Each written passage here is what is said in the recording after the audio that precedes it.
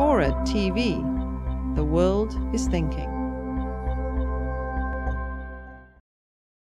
Can I just go to you, Ian? I mean, you've got two psychiatrists on the panel here, one either side. Yeah, and four opinions.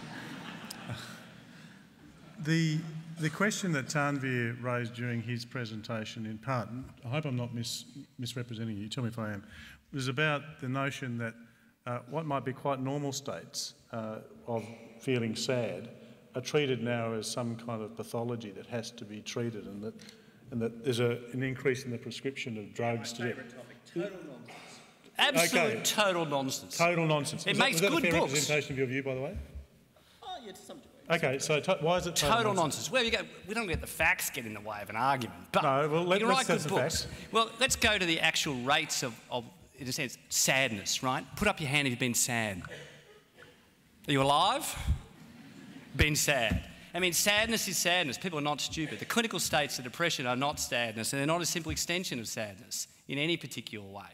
That actually, then you go to people who have the clinical illness of depression. It's not just having sadness. It's actually the lack of pleasure in life over a persistent period and a whole lot of other physiological changes that go with it. The great thing that's happened in recent years in the more serious elements is to recognise that and stop people killing themselves and then allow them to get on through their lives. And there's a whole lot of effective treatments, as emphasised by Tanveer, both the uptake in medicines and the uptake in psychological treatments and the uptake in lifestyle treatments. We can suddenly say, without any shame, there's no health without mental health, which is why everyone's here, of course.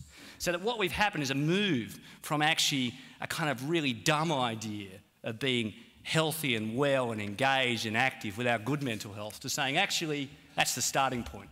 The Rudd health reform didn't get it this week. You can have elective surgery. There was no mention of mental health, but the rest of us get it, and certainly the audience sitting here gets it. The prescription rates, etc., are off zero rates, very low rates, relative to the real rates of depression. When depression's been treated, suicide goes down in this country and many other countries, well demonstrated. Also, interestingly, when GDP goes up, suicide goes down.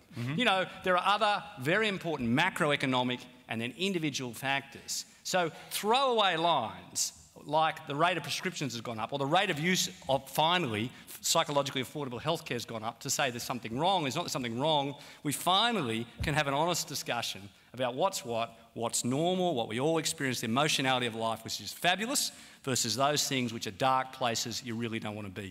Tanveer, do you agree with this? Or? In some ways, I feel like Professor Hickie's just gone against what he was arguing before. Now, if hundreds of years of liberty, the pill, better technology and medicine has improved lives, why was there this massive need, according to him, that suddenly seems to be flourishing in the last 2 decades? I would argue that, and many critics would argue, that it's not terribly difficult to diagnose with someone with depression, especially in 5-minute GP consultations. So I would argue that that rate of diagnosis is way beyond the actual rate of what we may term depression. Professor Hickie's argument... An over-diagnosis. Oh, absolutely. I think Professor Hickie's argument is that it's worth over-diagnosing to have a very small percentage of an overall decline in suicide.